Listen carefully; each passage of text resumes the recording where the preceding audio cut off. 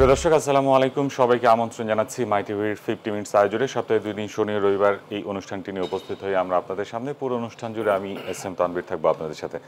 প্রিয় দর্শক, এই অনুষ্ঠানে আমরা আমাদের চারপাশে ঘটে যাওয়া সমসাময়িক বিষয়গুলো নিয়ে আলোচনা করি দেশের বর্তমান প্রেক্ষাপট নিয়ে, দেশের সার্বিক পরিস্থিতি নিয়ে।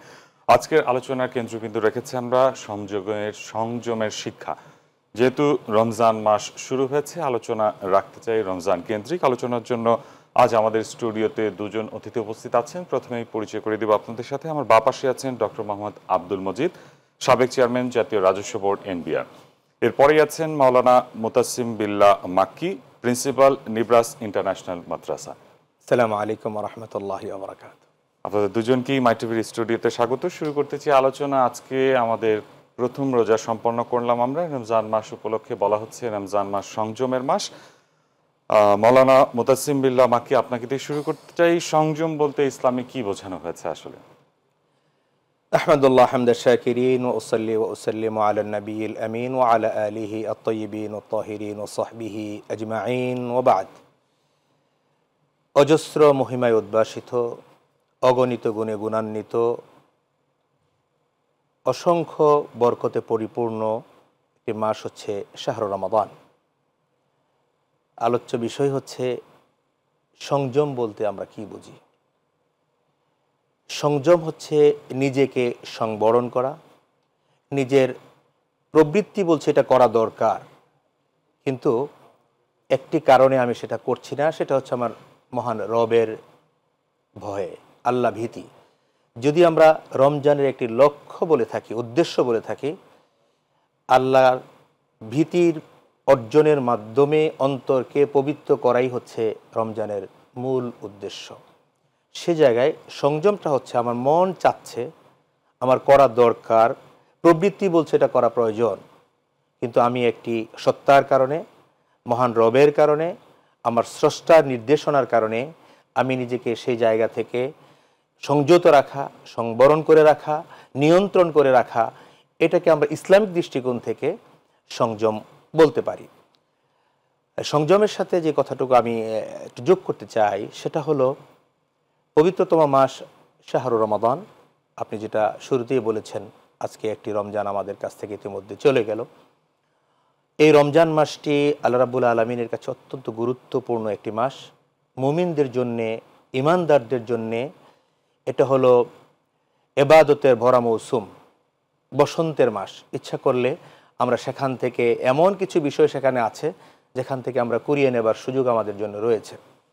পবিত্র কালামে হাকিমে আমরা জেনে থাকব, ইসলামিক দৃষ্টিকোণ থেকে যদি বলে থাকি, 12টি মাসের সমন্বয়ে একটি বছর। পবিত্র কালামে হাকিমে অন্য কোনো মাসের নাম নেই, একটি মাসের নাম ব্যতীত, যে নামটি হচ্ছে শাহরুর রমাদান, যেটা আল্লাহ রাব্বুল আলামিন বলেছেন শাহরুর রমাদান আল্লাযী উনজিলা ফীহিল কোরআন। শাহরুর রমাদান, রমজান মাস, এই মাসে আল্লাহ রাব্বুল আলামিন কোরআনকে অবতীর্ণ করেছেন। এটা আরবির যে ধারাবাহিকতা মাসসমূহ রয়েছে, এর 9তম মাস হচ্ছে রমাদান মাস। তো এই মাসের মূল লক্ষ্য, মূল টার্গেট, উদ্দেশ্য, আপনি যেই সংজ্ঞাটি আমার কাছে জানতে চেয়েছেন যে সংযম, আমি যদি বলে থাকি আত্মশুদ্ধি, আত্মসংযম, নিজেকে গঠন, আল্লাহ ভীতি অর্জন, নিজের চরিত্রকে পরিবর্তন করে সমাজকে একটি তাকওয়া ভিত্তিক, ইনসাফ ভিত্তিক সমাজ প্রতিষ্ঠার মানুষেই এই রমাদানের আগমন হয়েছে। সুতরাং আমরা এটাকে বলতে পারি, মনের চাহিদা থাকা সত্ত্বেও কিন্তু একটি সত্তার কারণে যেখানে নিজেকে নিয়ন্ত্রণ করব, নিজেকে ব্যারিকেড দিয়ে আটকিয়ে রাখবো, সেই জিনিসটাকে আমরা সংযম বলতে পারি। জি, ধন্যবাদ ফিরবো আপনার কাছে ডক্টর মোহাম্মদ আব্দুল মজিদ। আমরা যদি রমজান মাসের কথা বলি, বাজার ব্যবস্থাপনার কথা বলি, রমজান মাসের বাজার ব্যবস্থাপনাটা আসলে কি ধরনের হওয়া উচিত, আর আমাদের বাংলাদেশের প্রেক্ষাপটে আমরা কেমন দেখছি? ধন্যবাদ। ইতিমধ্যে একটি রমজান অতিক্রান্ত হয়েছে। আমি মাই টিভির সকল দর্শক শ্রোতাকে রমজানুল মুবারকবাদ জানাই, এবং আজকের আপনাদের আলোচনাটিও আমি খুব প্রাসঙ্গিক মনে করছি। বাজার ব্যবস্থাপনার সাথে রমজানের, বিশেষ করে তিনি যে সংযমের যে কথাটা বললেন, তাৎপর্যটা বললেন, সেটার সাথে প্রচণ্ডভাবে মিল আছে। আমরা যদি অর্থনীতিকে ভালোভাবে দেখতে চাই, বৈষম্যবিহীন দেখতে চাই, সকল প্রকার কদাচার, অসদাচার বা ইত্যাদি মুক্ত দেখতে চাই, তাহলে সেখানে কোরআনের যে শিক্ষা, রমজানের যে শিক্ষা, রমজানের যে যে যে যে নির্দেশনা, সেটা কিন্তু অত্যন্ত প্রাসঙ্গিক। সেটা হচ্ছে এই, যেমন আমি সরাসরি দ্রব্যমূল্যের ব্যাপারেই আসি। দ্রব্যমূল্য, মূল্যস্ফীতি নিয়ন্ত্রণ বর্তমান সময়ের অর্থনীতির একটি অন্যতম চ্যালেঞ্জ, এবং এই দ্রব্যমূল্যের এই অস্থিরতা এবং উত্থান পতনের থেকেই কিন্তু বৈষম্য সৃষ্টি। কিছু লোক ব্যবসা করে বেশি টাকা বানায়, কিছু লোক ওই জিনিস যথা নিয়মে না পেয়ে নিঃস্ব হয় বা ক্ষতিগ্রস্ত হয়। অর্থাৎ একই জিনিস সকলের যেখানে সমান ভাগে ভোগ করবার কথা, সেই সুযোগটা তিরোহিত হয় ওই এমন কিছু কার্যকলাপের দ্বারা, অতি লোভ কিংবা অতি বিষয়ের দ্বারা। সেটাই বৈষম্য সৃষ্টি হয়। দ্রব্যমূল্য নিয়ন্ত্রণ না করতে পারার একটা অন্যতম উপসর্গ, কারণ বা বৈশিষ্ট্য হচ্ছে যে দুটো জিনিস। একটা হচ্ছে সরবরাহ অনুযায়ী চাহিদার মধ্যে একটা সামঞ্জস্য থাকতে হবে। আমার সরবরাহ এত আছে, আমি তার সাথে মিল রেখে আমার চাহিদা থাকবে। এখানে রমজানের সময় সংযমের ব্যাপারে যে ব্যাপারটা বলা হচ্ছে, সেটা হচ্ছে এই যে আমি, যেমন উনি যথার্থ বলেছেন, যেটা আমার করতে মন চাচ্ছে কিন্তু আমি করব না নির্দেশনার কারণে। আমি রমজানের সময় চাহিদা সরবরাহের কথা বলছি। আমার চাহিদা যা ছিল, যেটা হওয়া উচিত, আমি তার চাইতে যদি বাড়িয়ে ফেলি, তাহলে আমার সরবরাহের সাথে একটা বৈষম্য সৃষ্টি হবে, এবং এটাই দ্রব্যমূল্য বৃদ্ধির কারণ। অর্থাৎ আমি যদি বেশি চাই আর আমার সাপ্লাই যদি থাকে কম, তাহলে আমার 4 টাকা জিনিস আমি 6 টাকা, ও চাইলে 8 টাকা চাইলে আমি দিতে বাধ্য থাকি। অর্থাৎ আমার চাহিদার সাথে কি সরবরাহের সমন্বয়টা নেই। এই চাহিদাটাই তৈরি হওয়াটা রোজার সময়, ওই যে মন যা চায় তা যদি না করি, সংযমের যে ব্যাপারটা এখানে অত্যন্ত প্রয়োজন। যেমন আমরা যেসব আইটেমগুলোর দেখি মূল্য বৃদ্ধি পায়, সেগুলো কি এমন কোনো ঐতিহাসিক বা এমন কোনো অতি নিত্য প্রয়োজনীয় জিনিস না, যেটা না হলে আমি মারা যাবো এরকম না। কিন্তু মিস্টার বেগুন, মিস্টার শশা, এর দামটা বাড়ছে কেন? কারণ আমি অন্য সময় আমার যে চাহিদা, তার চাইতে আমি এই সময় এইটার চাহিদাটা বেশি শো করি। হ্যাঁ, আমার যেন মনে হয় যেন বেগুনি না খাইলে আমার চলবে না। হ্যাঁ, ভাবখানে এরকম যে আমার শশা খাইতেই হবে বা ইত্যাদি করতে হবে। এই যে আমার অতিরিক্ত একটা চাহিদা দাঁড়ায়, এইটা সরবরাহের সাথে মিল হয় না বলেই কিন্তু এই দুটো জিনিসের দাম এই যে অস্বাভাবিকভাবে বেড়ে যাচ্ছে। এই বেড়ে যাওয়াটা, এই অতিরিক্ত চাহিদার সৃষ্টিটা, এটা আসে মনের থেকে, নিজের থেকে। আমার যেটা হলে চলে, যেটা আমার সামান্য জিনিস, সেই জিনিসটাকে আমি যদি অতিরিক্ত করতে চাই, কিনে রাখতে চাই, এবং আমি অনেক সময় মনে করি দাম আরও বেড়ে যাবে বলে আমি কিছু হোর্ডিংও করতে চাই, এটা করাতেই কিন্তু সরবরাহের সাথে চাহিদার যেখানে রসুল করিম সাল্লাল্লাহু আলাইহি ওয়াসাল্লাম বলছেন যে তুমি ইফতার করো, পারলে একটা খেজুর দিয়ে করো, নইলে একটু পানি দিয়ে করো, তোমার সামনে যা আছে সেইটা দিয়ে করো। অর্থাৎ এখানেও কিন্তু নির্দেশনা হচ্ছে এই যে তুমি অতিরিক্ত বা একটা অন্য সময় যা না করো, তার চাইতে বেশি যদি এখানে আকাঙ্ক্ষা তৈরি করো বা সৃষ্টি হয়, না আমার একটা বিশাল একটা ইফতারির একটা বানাতে হবে, আমার খাইতে হবে, এবং সে খাওয়ার সময় দেখা যাচ্ছে আমি অপচয়ও করছি। অপব্যয়কারী কিন্তু শয়তানের ভাই, স্পষ্ট করে বলা আছে। কিন্তু না, আমি খেতে পারি এতটুকু, কিন্তু আমার আরও বেশি করতে হবে, এটা আমার একটা দৃশ্যগত ব্যাপার, আমি কত করছি। এই যে রোজার সময় এই যে ইফতারির কথা বলি, সেহরিও আপনি জানেন ইদানিংকালে সেহরি পার্টিও হচ্ছে। সারাদিন রোজা রাখার কোনো খবর নাই বা কোনো অনুশাসন নাই, কিন্তু এটা মনে হলো যে প্রথম রাত্রি ঠিক মতন যেতে পারি না, শেষ রাত্রি সবাই মিলে চল যে খাই ইফতারি। পানাহারও কিন্তু যে বিষয়টা একটা সীমিতর কথা বলা হয়েছে, কৃচ্ছতা সাধন কিন্তু রমজানে সিয়াম সাধনের একটা অন্যতম কৃচ্ছতা। অর্থাৎ আমার যেটুকু না হলে নয়, আমি সেইটুকু করব, আমি অপচয় করব না। এটা কিন্তু একটা রোকন, এটা কিন্তু একটা নির্দেশনা। সেখানে দেখা যাচ্ছে যে আমরা রোজার সময় এই ইফতারি, তারপরে খাওয়া দাওয়ার ব্যাপারে, তারপরে আপনার ওই সেহরি, এই সবগুলোকে আমরা এমন একটা আনুষ্ঠানিকতায় নিয়ে যাচ্ছি যে আমার মনে চায় বলেই আমি ওইটা করছি, আমি এখানে সংযম হচ্ছি না। এখানে কিন্তু দ্রব্যমূল্য নিয়ন্ত্রণের ক্ষেত্রে কিন্তু এটা একটা বড় ভূমিকা পালন করে যদি এই জিনিসটা ওইভাবে চলে। কিন্তু চাহিদা সরবরাহের সাথে বললাম আমার নিজের ইচ্ছা সংযমের ব্যাপারটা। আরেকটা রমজানের আরেকটা বড় নির্দেশনা, তুমি মিথ্যে কথা বলবে না, তুমি কোনো গীবত করবে না, তুমি কোনো অতিরিক্ত লোভ, মানে মিথ্যা কথাটা তো আসে তো একটা লোভের থেকে, একটা বিশেষ বিষয়ের থেকে। আমি যদি দেখি ব্যবসায়ীরা অন্য সময়ের চাইতে এই সময় অতিরিক্ত মুনাফা করার জন্যে সে সরবরাহে একটা কৃত্রিম সংকট সৃষ্টি করা, বিশেষ করে ইফতার আইটেমগুলোতে আসলে এটা যে বলছি। পণ্যগুলো তারপরে সরবরাহে সংকট সৃষ্টি করা, যে দাম না তার চেয়ে বেশি চাওয়া, এটা একটা মিথ্যে কথার পর্যায়ে পড়ে। হ্যাঁ, তারপরে রসুলের একটা হাদিস আছে, উনি একদিন ওই একটা বাজারে যেয়ে ওই খাদ্যদ্রব্যের উপরে হঠাৎ ভিতরে হাত দিলেন, দিলে দেখা গেল যে পচা জিনিসটা, খারাপ জিনিসটা ও মাঝখানে রাখছে আর উপরে ভালো জিনিস রাখছে। উনি জিজ্ঞেস করলেন এটা কি হলো? বললো যে না, এটা আমি এটা ব্যবসায়ীর কারণে আমি ইত্যাদি রাখছি। উনি মান গাছা ফালাইসা মিন্না, উনি বললেন যে এই যে এইসব করে সে আমাদের দলের না, অত না। আমরা কিন্তু দ্রব্যমূল্য বৃদ্ধির ক্ষেত্রে আগে যেটা বললাম সরবরাহের সাথে এর সাথে আমার অতিরিক্ত চাহিদার কারণে, আর এখানে হচ্ছে ব্যবসায়ীদের যে এই ব্যবসাটা করে সে এই সময় কোনো সংযম পালন করলো না, অর্থাৎ দাম চাওয়ার ব্যাপারে, দামের মিথ্যা কথা বলার ব্যাপারে, এবং তার একটা মনে ধারণা হয়েছে যে ঈদ যেন, এই রোজা বা ঈদ যেন তার বরং ব্যবসায়ী লাভ, একটি মৌসুম বা সুযোগ। এটা পুরোপুরি কিন্তু সিয়াম সাধনার, রমজানের একদম পরিপন্থী। জি, ধন্যবাদ আপনার কাছে মাওলানা মুতাসিম সাহেব। আপনার কাছে জানতে চাই আসলে ইসলামে ব্যবসাকে হালাল করা হয়েছে, তবে ইসলামে যে ধরনের যেভাবে ব্যবসা করার কথা বলা হয়েছে সেটা আসলে যদি আমাদের একটু বর্ণনা করতেন। আর বাংলাদেশের প্রেক্ষাপটে আমরা দেখছি আসলে রমজান মাসে কেন্দ্র করে ব্যবসায়ীরা, যেমন উনি বলছিলেন যে অধিক মুনাফার একটা প্রবণতা তৈরি হয়, আমাদেরকে একটু বলতেন যে আসলে যে ইসলামে যে ব্যবসার কথা বলা হয়েছে, যেটাকে হালাল করা হয়েছে, সেই ব্যবসার মাধ্যমটা কি রকম হওয়া উচিত আসলে? জি, চমৎকার একটি একেবারে মানব ঘনিষ্ঠ একটি বিষয় আপনি উপস্থাপন করেছেন। আল্লাহ রাব্বুল আলামিন পবিত্র কালামে হাকিমে এবং রাসূলুল্লাহ সাল্লাল্লাহু আলাইহি সাল্লামের হাদিস থেকে যেটা আমাদের কাছে প্রমাণিত, আহাল্লাল্লাহুল বাইআ ওয়া হাররামার রিবা, তিনি ব্যবসাকে হালাল করেছেন এবং সুদ ঘুষ এগুলোকে তিনি হারাম করেছেন। আল্লাহ রাসূল সাল্লাল্লাহু আলাইহি সাল্লাম একটা হাদিস আছে, তিন ধরনের ব্যবসায়ীরা আল্লাহ রাব্বুল আলামিন, আল্লাহ রাসূল সাল্লাল্লাহু আলাইহি সাল্লামের সাথে জান্নাতে অবস্থান করবেন বা যাবেন। আস-সাদুক আল আমিন, আত-তাজির আস-সাদুক আল আমিন মা সিদ্দিকিন ওয়া শুহাদা। এমন ব্যবসায়ী হতে হবে যিনি সত্যবাদী। স্যার যেটা বলছিলেন যে আমরা যে ব্যবসাটা মুনাফাটা করার চেষ্টা করছি সেটা মিথ্যা কথা বলে, অথচ আল্লাহ রাসূল সাল্লাল্লাহু আলাইহি সাল্লাম আমাদেরকে শিখিয়ে দিয়েছেন।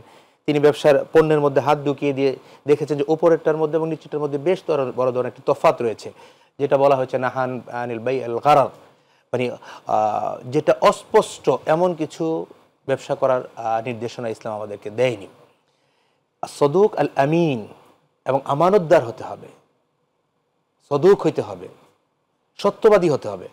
এখন ব্যবসা করতে গিয়ে আমরা বাংলাদেশে, যেটা বাংলাদেশের প্রেক্ষাপটে যেটা দেখছি, আমি সৌদি আরবে পড়াশোনা করেছি, সেখানে পড়াশোনা করার কারণে দীর্ঘ একটি সময় সেখানে থাকার সুযোগ আমার হয়েছে আলহামদুলিল্লাহ। আমি দেখেছি ওখানে যে এই মৌসুমটাকে, এই মাসটাকে তারা মনে করে যে এখান থেকে কিছু অর্জন করতে হবে, এখান থেকে কিছু নিয়ে যেতে হবে, মানে সওয়াবের কথা বলছি, সেটা টাকা পয়সা নয়।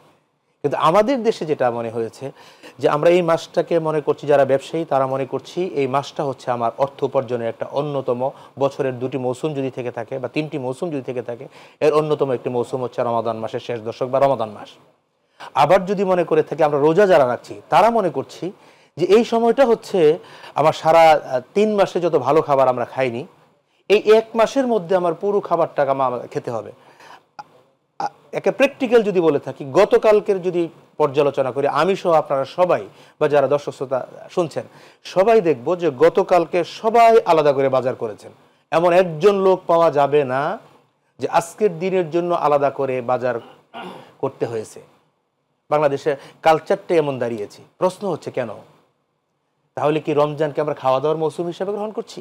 স্যার যেটা বলছিলেন, এটা রমজানের উদ্দেশ্যের সাথে একটা সাংঘর্ষিক একটা বিষয় হয়ে দাঁড়াচ্ছে, যেটাতে বলা হচ্ছে আত্মশুদ্ধি, আত্মসংযম। সেখানে খাবার দাবার কম হবে, ইবাদত বন্দেগী বেশি হবে। আর সেখানে আমরা এটাকে সেহেরিতে এক ধরনের খাবার খাবো, একেবারে 5-7 আইটেমের ডাইনিং টেবিল নিয়ে বসবো, আবার বিকেল বেলায় তো ইফতারের আইটেমের তো কথা বলা বাহুল্য যে আসলে কি অবস্থা আমরা সেখানে করছি। নিঃসন্দেহে ইসলাম কিন্তু এটা চায়নি, ইসলামের দৃষ্টিভঙ্গিটা এমনটি নয়। আবার যেটা আপনি যেটা বলেছেন যে আমাদের ব্যবসায়িক কার্যক্রমটা কিভাবে হওয়া উচিত, ব্যবসায়িক কার্যক্রমটা নিঃসন্দেহে আত্তাজিরু হাবিবুল্লাহ বলা হয়েছে, ব্যবসায়ী হবে আল্লাহর বন্ধু। কিন্তু আমরা যদি দেখি বাংলাদেশের প্রেক্ষাপটে, যদি আমার কাছে কেন যেন মনে হয় এই জায়গাটাতে সবচেয়ে বেশি মিথ্যার যে বিশাল একটি সমাবেশ, এই সমাবেশটা আমরা এখানে খুঁজে পাই। আপনি বাজারে যাবেন, 300 টাকার জিনিসকে আপনাকে 800 টাকা বলে চালিয়ে দিয়ে ব্যবসা করার, মুনাফা করার জন্য একটি প্রবণতা চলবে। এই জিনিসটা আপনি যদি রমজানের আগের মাসে যদি বিক্রয় করা হতো তাহলে হয়তো 500 টাকা বেচা হতো, এটাকে গুদামজাতকরণ করা হয়েছে যাতে করে একটি মাস পরে এটাকে বেচা কিনা করা যায়। এই দৃষ্টিভঙ্গি কিন্তু ইসলাম সমর্থন করে না।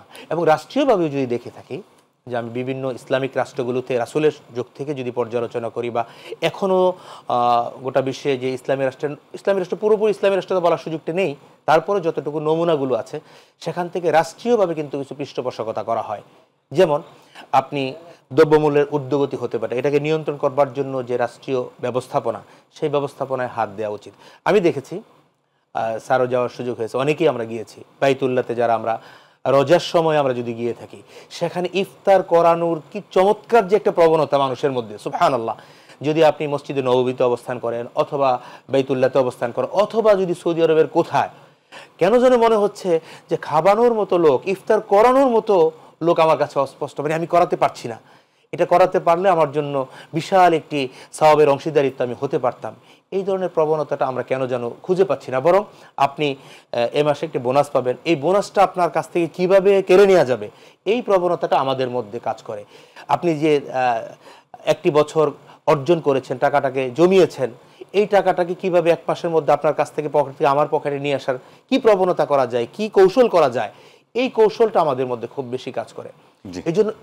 এই জন্য আমাদের সাথে, ইসলামের সাথে মৌলিক সাংঘর্ষিক যে বিষয়টা হচ্ছে, সেটা হচ্ছে মূল কনসেপ্ট, মূল ধারণা, মূল লক্ষ্য উদ্দেশ্য থেকে আমরা নিজেদেরকে দূরে ফেলেছি।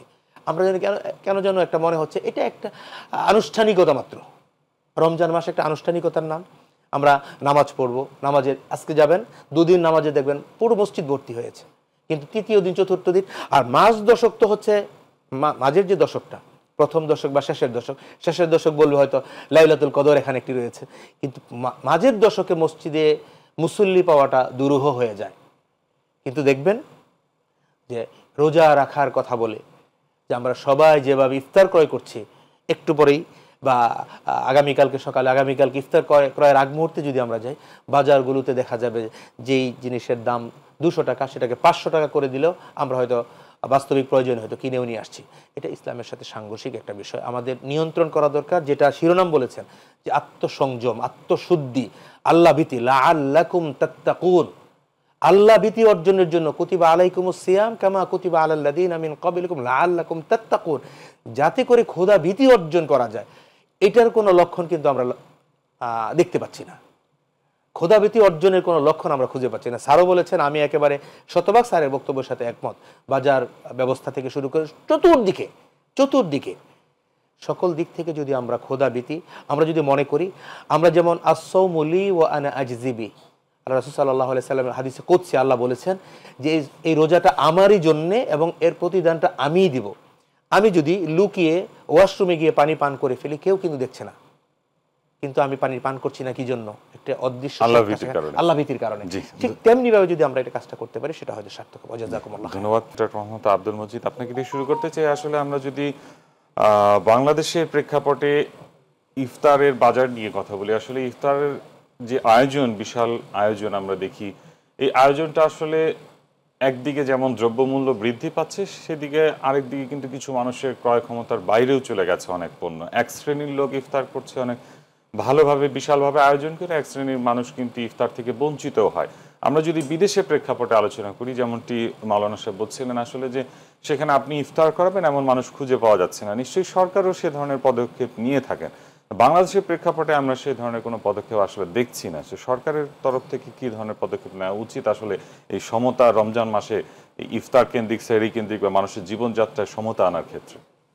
হ্যাঁ, খুব সুন্দর প্রসঙ্গ আপনি এনেছেন। ওই লাআল্লাকুম তাত্তাকুন যে শব্দটা, যেটা খুব অত্যন্ত তাৎপর্যপূর্ণ, যে রোজার সময় অন্তত তুমি ক্ষুধা ভীরুতায় বা ক্ষুধার প্রতি ভেবে তোমাকে অবশ্যই হতে হবে। অনেকে আজকাল অনেকে হয়তো মনে করেন একটু কোরআন হাদিস বা এইসব বিষয় বললে মনে হয় যেন মানে আমরা এত বেশি ধর্মনিরপেক্ষ টাইপের হয়ে গেছি নিজেদের মধ্যে যে আমরা আসল কথাটা ধরতেছি না, আমরা দেখতেছি না। খুব সুন্দরভাবে আল্লাহ রাব্বুল আলামিন নিজেই বলে দিচ্ছেন যে এই রোজার মাসে তুমি লাআল্লাকুম তাত্তাকুন হতে পারে, এবং আরও আরেক জায়গায় আছে যে তোমরা যদি বুঝতে পারো বা তোমাদের যদি উপলব্ধি আসে তাহলে ইত্যাদি। এখানে আত্মশুদ্ধি বা আত্মসমালোচনার বিষয়টা কিন্তু সম্পূর্ণ ব্যক্তির। আমার আত্মশুদ্ধি আমার কাছে, আমার নিজের চিন্তা, আমার সমালোচনা আমার নিজের কাছে, আমি আপনি সকলে মিলে সমাজ সকলের। এখানে সমাজের এক শ্রেণীর লোক এক ধরনের লোক শুধু বলে যাবে, অন্যরা সেটা গাফেল থাকবে, সেটা ভাববে না, তাহলে কিন্তু এটা হবে না। এখানেই রাষ্ট্রের সরকারের ভূমিকার প্রশ্ন, যে উনি আত্মশুদ্ধি অবলম্বন করতে চাচ্ছেন, উনি আত্মসমালোচনায় আমার নাগরিক আছেন, কিন্তু আমি পরিপার্শ্বটা এমনভাবে তৈরি করে দিচ্ছি যে তাতে ওর বিঘ্নিত হচ্ছে, ও পাচ্ছে না। কারণ আমি সমাজে এমন একটা প্রতিযোগিতা সৃষ্টি করে দিচ্ছি যে কিছু লোকের আমি নিজেই একটা বড় বড় ইফতার পার্টি করে বা এ করে দেখিয়ে দিচ্ছি যে এই করতে হবে ইত্যাদি ইত্যাদি। আপনারা নানান ধরনের দেখেন। এখানে রাষ্ট্রের পক্ষে দায়িত্ব হচ্ছে ওই পরিবেশ সৃষ্টি করে দেওয়া যাতে প্রত্যেকে তার নিজের আত্মশুদ্ধির বা আত্মসমালোচনার বিষয়গুলোকে সে নিজে নিজে পালন করতে পারে। কারণ আমি যা করব, আমি আমার জন্য দায়ী থাকব, আমার হবে। হ্যাঁ, এরকম প্রত্যেকের তার নিজস্ব উপলব্ধিতে আসবার জন্যে এখানে পরিবেশ পরিস্থিতির, যেমন সরকার, আমি আজকেও দেখলাম এবং স্বাভাবিকভাবেই যে সরকার টিসিবির মাধ্যমে বা এর মাধ্যমে সহজে জিনিসের দাম দিচ্ছেন, কিন্তু অ্যাট দ্য সেম টাইম এই যে ল্যাভিশলি খরচের ব্যাপারে সেখানে তার কিন্তু রেস্ট্রিকশনের তার কোনো পদ্ধতি বা পন্থা বা বিষয় নাই। অন্তত ওই যে চ্যারিটি বিগিনস অ্যাট হোম, নিজের ঘরের থেকে আর কি সরকার যদি তার আচরণে তার ব্যবস্থাপনায়ও যদি এটা প্রকাশ করাতে পারে যে না, আমি এইটার এই যে যারা দ্রব্যমূল্য বৃদ্ধি করতেছে বা করতেছে, আমি সেখানে ব্যবস্থা নিচ্ছি না। যেমন আমরা জিনিসপত্রের দাম বাড়ার আরেকটা কারণ, একটা হচ্ছে চাহিদা সরবরাহের কথা বললাম, আরেকটা হচ্ছে ব্যবসায়ী শয়তানি, তৃতীয় কারণ হচ্ছে মধ্যস্বত্বভোগীর একটা ভূমিকা। রাজশাহীর আলু 12 টাকার আলু, সেইটা কামরান বাজারে 47 টাকা বিক্রি হবে, মাঝখানের এই যে 35 টাকা, এটা কেরা, কার, হু হ্যাজ টেকেন ইট, কোথায় এটা গেছে? নিশ্চয়ই মাঝখানে পরিবহনের সামান্য খরচ থাকতে পারে, নিশ্চয়ই মাঝখানে কেউ না কেউ এই টাকাটা নিচ্ছে। এটা দেখার দায়িত্ব রাষ্ট্রের। এটা দেখার রাষ্ট্রের দায়িত্ব এই জন্যই যে সে কেন এখানে মাঝখানে পড়ে এই জিনিস এই 35 টাকা বেহাত হয়ে যাচ্ছে। এবং এতেই আপনি যেটা বললেন, এতে কি হচ্ছে? প্রথমত হচ্ছে আমার যে উৎপাদনকারী সে আসল মূল্য পাচ্ছে না, সে 12 টাকা, তার হয়তো উৎপাদন খরচই 11 টাকা, সে 12 টাকার বেশি পাচ্ছে না। অন দ্য আদার হ্যান্ড আরেকজন আমার ফিক্সড ইনকামের যে লোক ক্রেতা, এখানে সে ওই জিনিসটা 12 টাকার জিনিস হয়তো 15 টাকায় বা 18 টাকায় কিনতে পারত, কিন্তু সে ফিক্সড ইনকামের লোক, তাকে এটা কিনতে বাধ্য করা হচ্ছে 47 টাকায়। এখানে রাষ্ট্রের ভূমিকা যে কেন এই দুই জিনিসের দামের তারতম্য হচ্ছে এবং এর সাথে কারা জড়িত, কি ব্যাপার, সেখানে তার যে কোনো পদ্ধতি প্রক্রিয়া করে প্রয়োগ করে এটাকে নিশ্চিত করা। রাষ্ট্রের কাজ কিন্তু এনভায়রনমেন্ট তৈরি করে দেওয়া। এবং আপনারা অনেকে মনে করে থাকেন যে অন্যায় করতেছে রহিমউদ্দিন, কেন সরকার প্রধান দায়ী হবেন? হ্যাঁ, দায়ী হবেন ওই জন্যেই রহিমউদ্দিন কেন শয়তান হলো, রহিমউদ্দিন কেন এই খুন করার মতন পরিস্থিতিতে পড়লো, সেই পরিস্থিতি নিয়ন্ত্রণের দায়িত্বটা কার ছিল? হ্যাঁ, এটা কিন্তু বিষয়টা অন্যভাবে। যেমন উনি বললেন যে ব্যবসায়ীরা আল্লাহর হাবিব বা হবেন, কথাটা ওই জন্যই, কারণ এই ব্যবসায়ী এমন একটা ব্যবসা করবে যাতে ধনী নির্ধন সকলে সমান একটা সুযোগ আচরণ পাবে। এখন আমি যে জিনিসের দাম 45 টাকা, সেই জিনিস আমি 67 টাকায় বিক্রি করছি, করে আমি নিজেই কিন্তু দাম বাড়াচ্ছি। কারণ আমি জানি যে কিছু লোক আছে তারা এটা কিনবে বা নিবে, তারা দিচ্ছি। আমার এখানে তো এই সংযম হওয়া উচিত যে না, আমি 47 টাকার ধারে এই জিনিসের দাম চাবো না বা চাইতে পারবো না। কিন্তু সরকার যদি সমাজে এমন এক শ্রেণী তৈরি করে ফেলে তার না দেখভালের কারণে, যে কারোর কাছে অতিরিক্ত টাকা জমেছে, ওই যে বৈষম্য বিরোধীটা কথাটা কেন, বৈষম্যবিহীনতার কথাটা কেন? কারণ বৈষম্য একজনের 75 টাকা আছে আর একজনের আছে 35 টাকা। হ্যাঁ, এই যে বৈষম্য, দুজনের মিনিমাম 50 হলে স্বাভাবিক থাকতো। ও 75 টাকা কিভাবে আয় করলো, আর এরও 50 থেকে 35 টাকা কেন হলো? মানে এর কাছ থেকে 15 টাকা ঘুষ নিছে, আর ও ওই টাকা যোগ করে ওর 75 টাকা হয়েছে।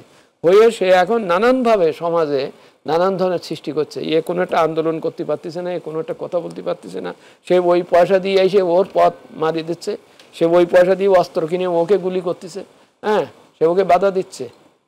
বৈষম্য সৃষ্টিকারী মানে সিন্ডিকেট বলি যে নামে যে যোগ্যতা যখনই হোক, এই বৈষম্য সৃষ্টির এটা যদি রাষ্ট্র ব্যবস্থা যদি এটা না করতে পারে, বরং উল্টো সে যদি প্রণোদনা দেয়, মানে মানে কি বলে ইয়ে করে, তাকে কি বলে সহায়তা করে, তাহলে এর চাইতে বড় গুনাহ বা অন্যায় হতেই পারে না। আমার সুতরাং সমাজের রাষ্ট্রের উচিত হচ্ছে দ্রব্যমূল্য নিয়ন্ত্রণের ক্ষেত্রে পুঙ্খানুপুঙ্খভাবে দেখা যে কেন এই দ্রব্যমূল্য একজনের এক এক রকমের হচ্ছে। আমি ছোট্ট অন্যভাবে একটা উদাহরণ দেই। আপনি একটা নির্ধারিত একটা টাকার পরিমাণে আপনি মালিক, মানে আপনার আয় আছে, আপনি সেই টাকা নিয়ে বাজারে গেছেন, বাজারে যেয়ে আপনি ওই লোকের সাথে দরাদরি করছেন, ভাই এটা কত? তা সে তো একটা নির্ধারিত একটা দাম বলতেছে, আপনার দামের সাথে মিলতেছে না, বেশি হয়ে যাচ্ছে। আপনি কিন্তু দাঁড়িয়ে আছেন, ও বলতেছে আপনি একটু দাঁড়ান এখানে, দেখেন আমি কিভাবে বিক্রি করি। এর ভিতরে একজন লোক আসলো, হ্যাঁ, মশলা কালো একটু ইয়ে টাইপের আর কি, হ্যাঁ, একটা মিনতি নিয়ে আসছে, এসে বলছে মাছের দর জিজ্ঞেস করছে না, এই 4টে উঠাই দে, 4টে উঠাই দে।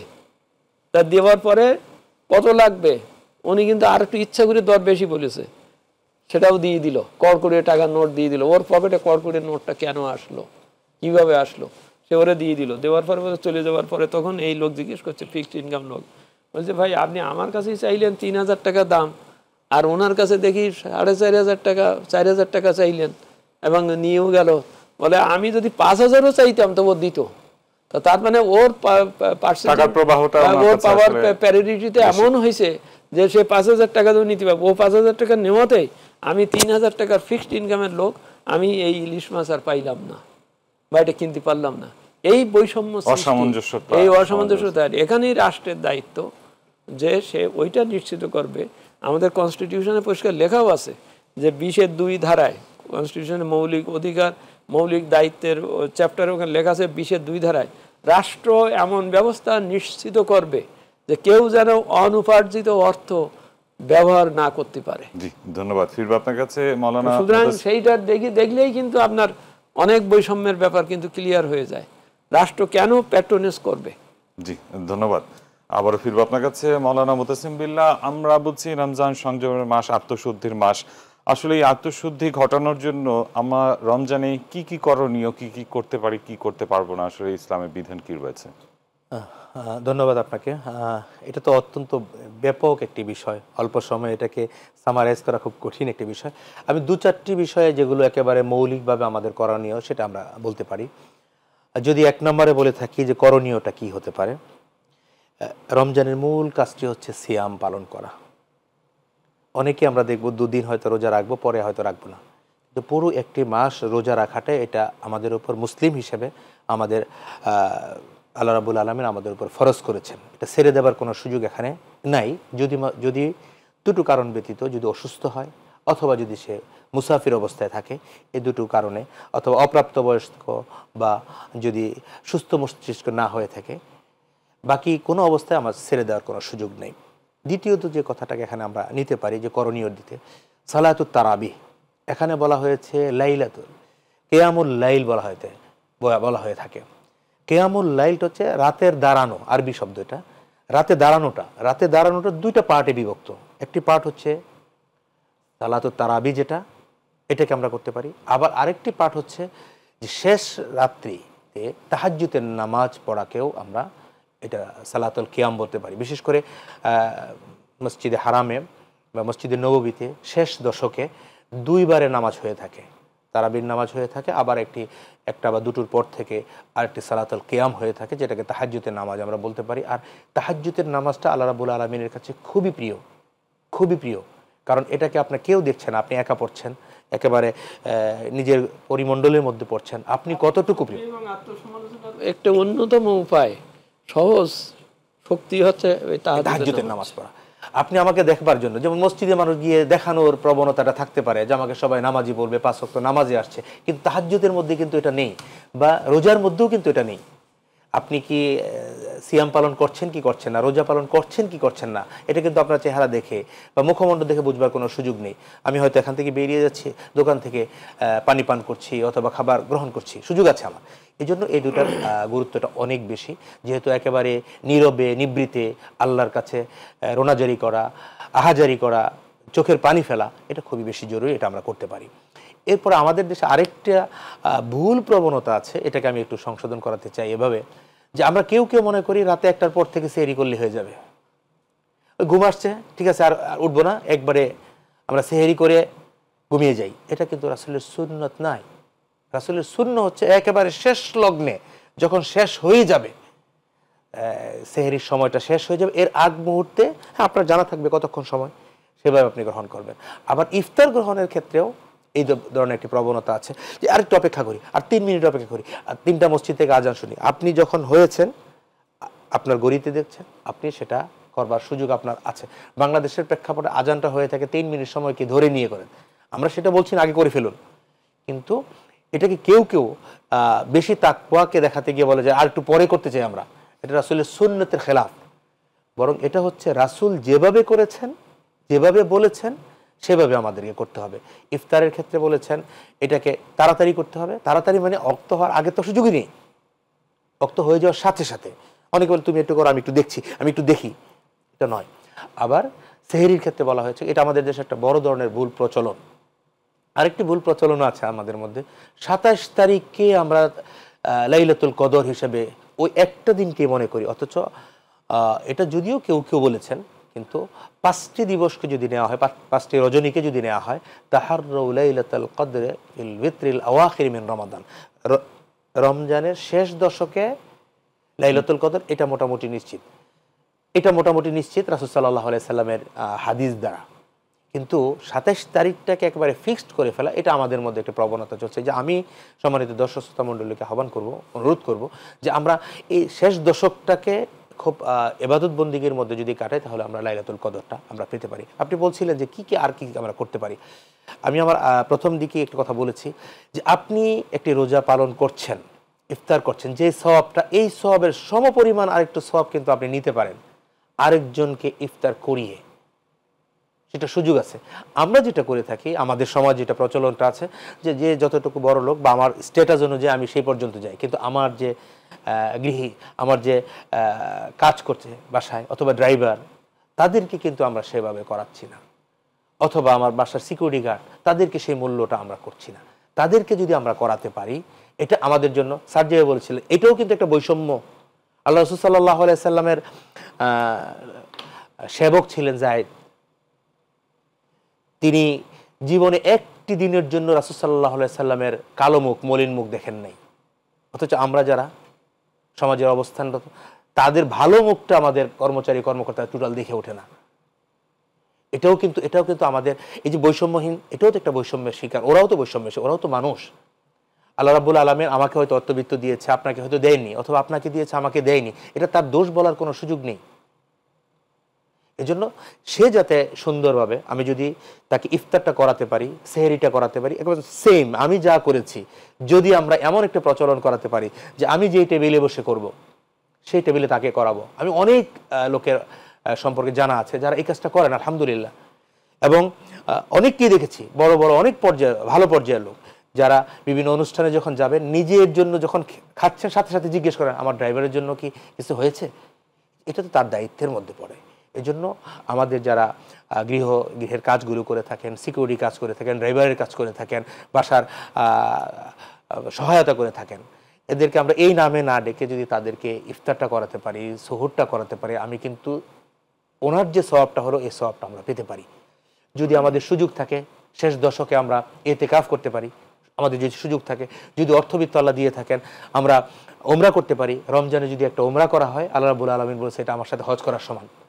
এর সুযোগ আছে, সবার জন্য হয়তো এটা হবে না, এই জন্য অনেক মৌলিক বিষয়গুলো আছে এবং ইফতারের পূর্ব মুহূর্তে আমরা দোয়া করতে পারি আল্লাহর কাছে। লিসাইমি ইনদা ফিতরিহি লা তুরাদ, রাসূল সাল্লাল্লাহু আলাইহি ওয়াসাল্লাম হাদিস, যখন সয়েম ব্যক্তি রোজাদার অবস্থায় ইফতারের পূর্ব মুহূর্তে তার কোনো আবেদন, তার কোনো দোয়া, তার কোনো প্রার্থনা আল্লাহ ফিরিয়ে দেন না, সেই সুযোগটাকে আমরা গ্রহণ করতে পারি। বর্জনীয় দিক থেকে অনেক কিছু আছে, আমরা যদি একটু বিভিন্ন জায়গায় সার্চ দিই আমরা নিজেদের জায়গা থেকে যে কি করণীয় কি বর্জনীয়, একেবারে পয়েন্ট আকার আমাদেরকে দিয়ে দিবে। এখন আমরা কথা বলতে খুব বেশি পছন্দ করি, আমল করতে পছন্দ করি। এটা স্যারও বলছিলেন যে আসলে আমরা শুধু মানুষকে দেওয়ার জন্যই চাই, কিন্তু আমি কিন্তু আমল করছি না। এই জন্য সকলে, আমি সহ সকলে যদি কোরআনের শিক্ষায় শিক্ষিত হয়ে, হাদিসের শিক্ষায় শিক্ষিত হয়ে, রমজানের যে করণীয় বিষয়গুলো আছে, এমনও একটি প্রোগ্রামে আমি গিয়েছি রমাদানের দিনের বেলায় সে বলে ওনাকে সরি বলবো না, উনি দেখেছি যে রমাদানের মধ্যে উনি পানি খেয়ে রমাদানের আলোচনা করছেন। আমরা ইসলামে আরেকটি বিধান রয়েছে জাকাত। জাকাত সম্পর্কে আসলে ইসলামে কি বলা হয়েছে আমাদের যদি একটু বর্ণনা করতেন।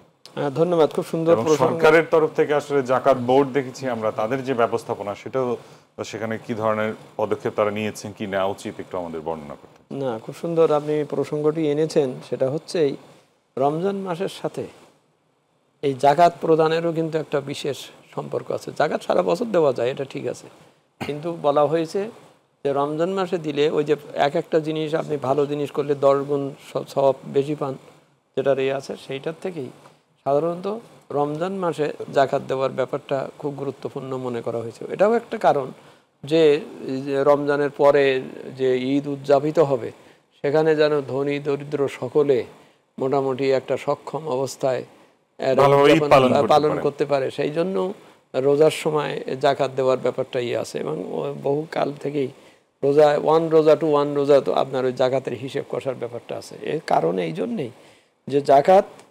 আপনারকে পরিশুদ্ধ করে। একেবারে খুব সহজ ভাষায় বলি, আপনি 100 টাকার মালিক, আয় করেছেন, আপনার আয় আছে, কিন্তু আপনি প্রকৃতপক্ষে 100 টাকার মালিক নন, আপনি 97.5 টাকা। আর 2.5 টাকা হচ্ছে দরিদ্রদের হক, তাকে দিতে হবে, দান করা না, এটা ওর প্রাপ্য অধিকার, ওর প্রাপ্য, ওর দরকার। আপনি দয়া করে ওনার 4-3টে শাড়ি দিলেন না, বা আপনি নিজেকে প্রচার করার জন্য দিলেন, এটা হবে না, আপনার জাকাত হবে না।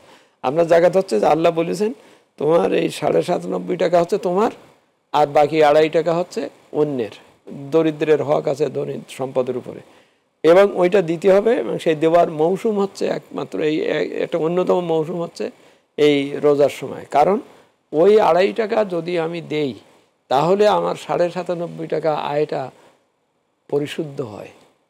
আর যদি আমি 2.5 টাকা জাকাত না দেই, পুরো 100 টাকাই যদি হয়, আমার পুরো 100 টাকাই আমার বরবাদ। মানে ওইটা ওর ভিতরে যে ত্রুটি বিচ্যুতি আছে কিছুই পরিষ্কার হলো না, কিছু হলো না।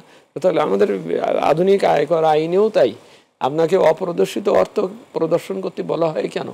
মানে কালো টাকা জানে আমরা বলি, এবং এটার আইনের অত কড়া কেন? কারণটা হচ্ছে যে আপনার যা আয় আছে সেটা আপনি যদি ডিক্লেয়ার করতেন গভর্নমেন্টের কাছে এবং কর দিতেন, তাহলে আপনার পুরো আয়টা আপনার কাছে স্বচ্ছ হয়ে থাকতো।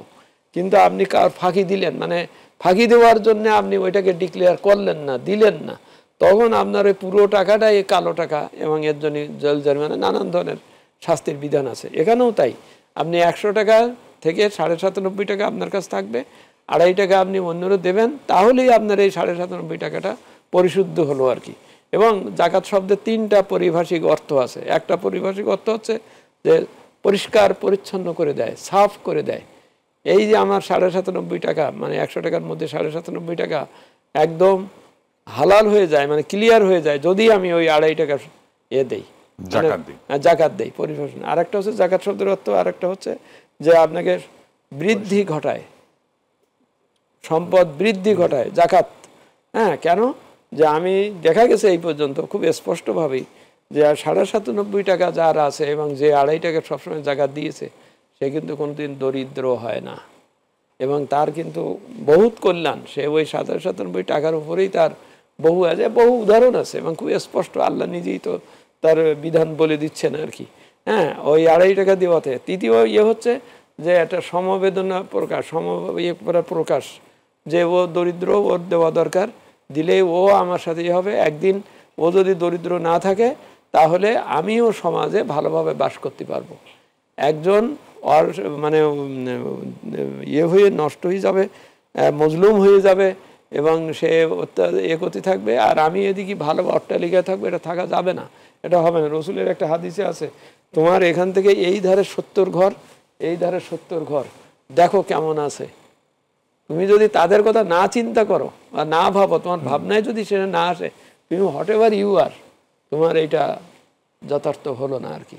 তো সেই জন্য জাকাত আমাকে ওই অনুভূতিটা প্রকাশ পায় যে আমি সহানুভূতিশীল, আমি মানুষকে করছি। আর জাকাতের ব্যাপারে এখন জাকাত তো আমার দিতে হবে, আমি দিলাম, কিন্তু অ্যাট দ্য সেম টাইম জাকাত প্রাপকেরও কিছুটা সুযোগ সৃষ্টির উপায় অবলম্বন সেখানে থাকতে হবে। অর্থাৎ আমি তাকে শুধুমাত্র সে কথা হচ্ছে 7টা শাড়ি দিলাম, 7টা শাড়ি তো তার লাগবে না, সে শেষে করবে কি ওই শাড়ি বিক্রি করে দেবে, আর ও দরিদ্রই থেকে যাবে। আমি যদি 7টা শাড়ির পরিবর্তে ওই টাকাটা দিয়ে সে যদি সেলাই মেশিন সেলাই করতে পারে, তার একটা আমি সেলাই মেশিন যদি দেই, তাকে যদি আমি কর্মক্ষম করে দেই, তাহলেই এটা আমার প্রকৃত দেওয়া হবে। রসুলের ওই আর একটা হাদিস আছে যে এক ব্যক্তি এসে বললো আমাকে খানিক ভিক্ষা দেন, খাবার দেন। তো বললো তুমি ভিক্ষা চাচ্ছ কেন, তোমার ঘরে কিচ্ছু নাই? তা বলে আমার একটা কম্বল আছে, তাহলে কম্বলটা আনো। কম্বল আনার পরে উনি সাহাবীদের মধ্যে এটা নিলামের সিস্টেমটা, এটা কিন্তু ওখান থেকে এটা আসছে। বললো তোমরা এটা কে কত দামে নিতে চাও, মানে ওর একটা আয় বাড়িয়ে দেবে আর কি, ওর এটা ভালো দামে যাতে বিক্রি হয়। তা ওখানে অনেক সাহাবীরা ছিলেন, তারা যে দাম হয়তো 8 টাকা বললো 12 টাকায় নেব, মানে ওর টাকা হলো আর কি। আচ্ছা, বিক্রি করে দেওয়ার পরে ওই টাকাকে উনি 2 ভাগ করলেন, করে বলেন এই বাকি এই এত টাকা দিয়ে তুমি খাবার দাবার কেনো, তোমার সংসার গোছাও, আগে থাকো। আর বাকি টাকা দিয়ে উনি নিজেই একটা কুড়াল কিনতে করলেন, এবং সে কুড়ালে উনি বাট লাগিয়ে দিলেন, টেকনোলজি, হ্যাঁ, নিজে হাতে বাট লাগিয়ে দিলেন, দিয়ে বললেন যাও ওই বন আছে, বনে কাঠ কাটো। বনে কাঠ কেটে ওখানে বলেও থেমে থাকেননি, বলে যে কাঠ কাটো ওই বাজারে বিক্রি করো, অর্থাৎ তার মার্কেটিং এর একটা ব্যবস্থা করে দিলেন।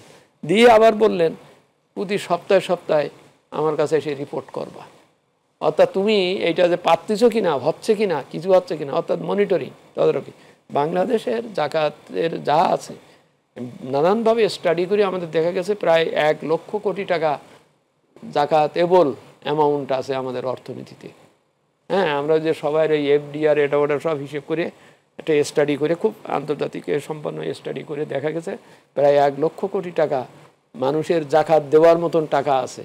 তাহলে আমার বাজেটের যদি আমি ওই সামাজিক কি বলে সোশ্যাল সেফটি নেটের যে টাকা খরচ করি বা দারিদ্র বিমোচনের জন্য আমি যা করছি, তার বহুগুণ উপকার হয়ে যায় এই কোটি টাকা, এইটা টাকা যদি দেবো। এখন এই টাকাটা আমি কিভাবে দেবো? তাকে আমি গরিব রাখার জন্যই দেবো তা না, আমার কাজ হবে ভালো প্রকল্প তৈরি করে তাকে তার শিক্ষা স্বাস্থ্য সুযোগ করে দেওয়া। দিলেই 2 দিন পরে দেখা যাবে যে আমি এই সঙ্গে আমি সরকারের যে জাকাত বোর্ড আছে সেটাকে শুধু বলা হয়েছে, আমরা বলেছি এনবিআরতে বলেছি যে এখানে যে টাকা দেবে তার সুদ ট্যাক্স লাগবে না, মানে ওই টাকা ট্যাক্স হবে না।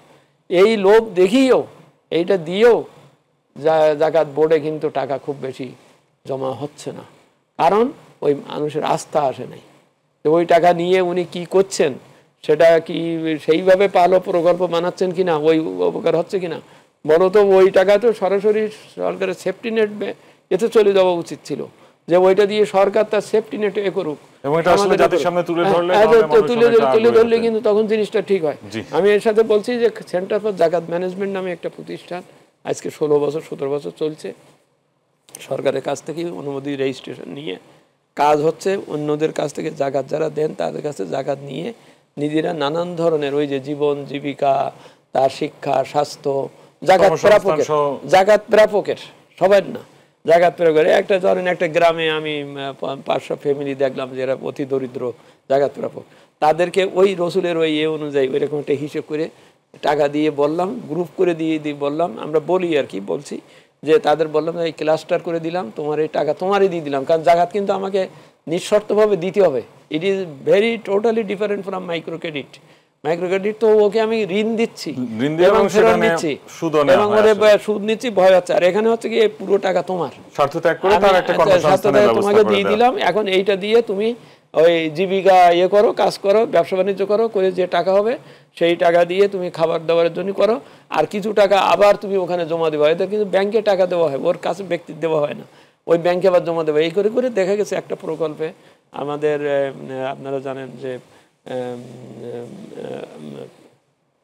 পিপিআরসি যে চেয়ারম্যান হোসেন জিল্লুর রহমান সাহেব নিরপেক্ষভাবে তিনি এটা মূল্যায়ন করেছেন এরকম একটা প্রকল্পে। সেখানে দেখা গেছে 5 বছরের মাথায় অধিকাংশ ওই আপনার জাকাত প্রাপক তারা জাকাত দাতা হয়ে গেছে। কারণ ওই যে প্রতি মাসে টাকা আবার জমাইছে এবং নিজেরা স্বাস্থ্য হয়েছে, আর ওই যে বাকি অর্ধেক টাকা দিয়ে ওর স্বাস্থ্য এবং শিক্ষার পুরো ব্যবস্থা করে দেওয়া হয়েছে। এরকম ভাবে জীবনমুখী ব্যবস্থা করতে পারলে জাকাত দেওয়ার, প্রদানের, আদান প্রদানের, ব্যবস্থাপনার একটা ভালো ব্যবস্থা, রাষ্ট্রের এই দায়িত্বটা। ধন্যবাদ আপনাকে মাওলানা মুতাসিম বিল্লাহ। আসলে এই রমজানের যে শিক্ষা, সেটাকে আমরা সারা বছর কিভাবে কাজে লাগাতে পারি, এই শিক্ষা যে আমরা নামাজমুখী হচ্ছি, আমরা তারাবি নামাজ পড়ছি, দান সদকা করছি, এখানে সওয়াব পাচ্ছি, বা জাকাতের কথাটি যেমনটি বলছিলেন, এটা আমরা সারা বছর কিভাবে ধরে রাখতে পারি আসলে?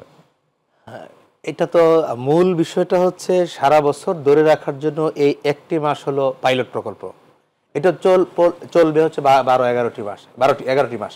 কিন্তু আমরা ওইটাকে পাইলট প্রকল্প মনে করছি না, এটা আমাদের মৌসুম, এটাকে ইয়ে করে এরপরে অন্যদিকে আমরা এরপরে যা করা যায়, অন্য অন্যায় অপকর্ম যা আছে সব করতে পারলে করাটাও মানে অন্যায় মনে করছি না। মানলাম ইয়াদা আকাউল জুরি ওয়াল আমালি বিফালাইসা লিল্লাহি হাজাতুন ফি আইয়াদা আতাআমাহু, যে অন্যায় অপকর্ম করবে, মিথ্যা কথা বলবে, আল্লাহ রাসূল সাল্লাল্লাহু আলাইহি ওয়াসাল্লাম বলেছে তার রোজা রাখার কোনো প্রয়োজনই আমার নাই, দরকারই আমার নেই।